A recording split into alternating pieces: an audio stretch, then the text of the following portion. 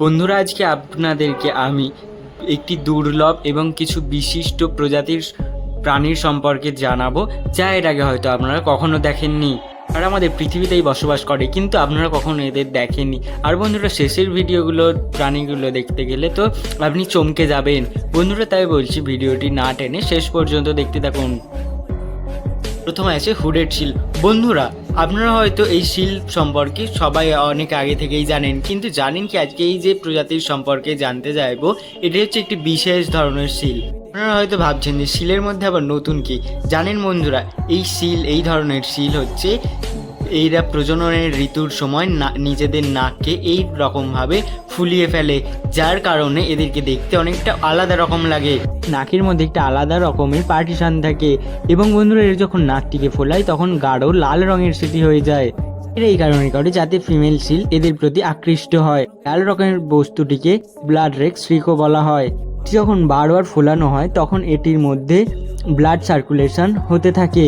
পুরুষ শিল এইটিকে বেশি ফোলাতে পারে, সেই পুরুষ শিলটিকে বেশি বড় এবং শক্তিশালী বলে মনে করা হয়, যার কারণে ফিমেল শিলরা এদের প্রতি বেশি আকৃষ্ট হয়। বন্ধুরা, পুরুষ হোক এবং প্রাণী সবাইকেই একটু আকৃষ্ট করার জন্য কিছু না কিছু করতে হয়।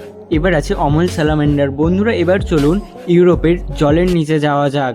ইউরোপ কান্ট্রির কিছু গুহার মধ্যে দেখতে পাওয়া যায় এই মাছেদের শরীরটি এরকম বলে এদেরকে হিউম্যান ফিশও বলা হয় অনেক জায়গায়।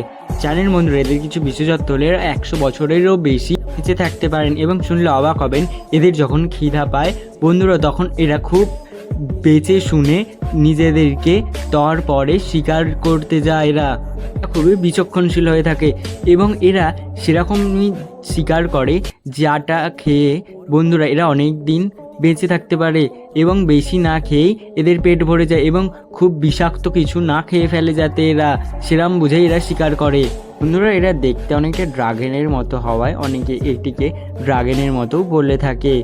আপনি কি বলেন? এই ভিডিওটির জন্য একটি লাইক করে দেবেন। এরপর হচ্ছে রোজি ম্যাপেল মথ। বন্ধুরা, অনেক জায়গায় বা সব জায়গাতেই পতঙ্গ দেখলে আমরা সেটি থেকে দূরে পালিয়ে যাই, কিন্তু বন্ধুরা এমন কিছু পতঙ্গ আছে যাদেরকে দেখতে অত্যন্ত সুন্দর এবং পুষতে ইচ্ছে করে মানুষদের।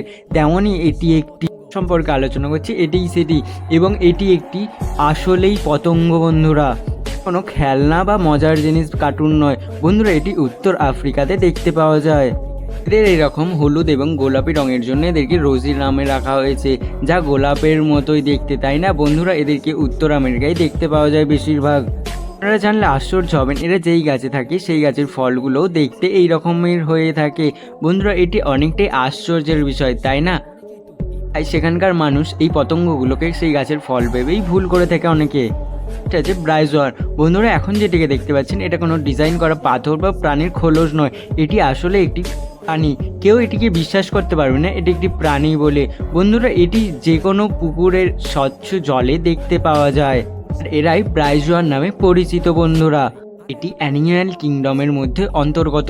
জানেন বন্ধুরা, এটি শুধু একটি প্রাণী নয়, বরং এর মধ্যে এটিকে একটি কলোনিও বলতে পারেন। বন্ধুরা, আপনারা অসংখ্য ব্রাইজোয়াল থাকে।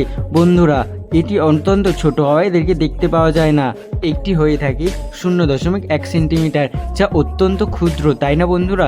এরা জলে এই জন্য থাকে যাতে এরা সেখানেই সহজেই খাবার পেয়ে যায়।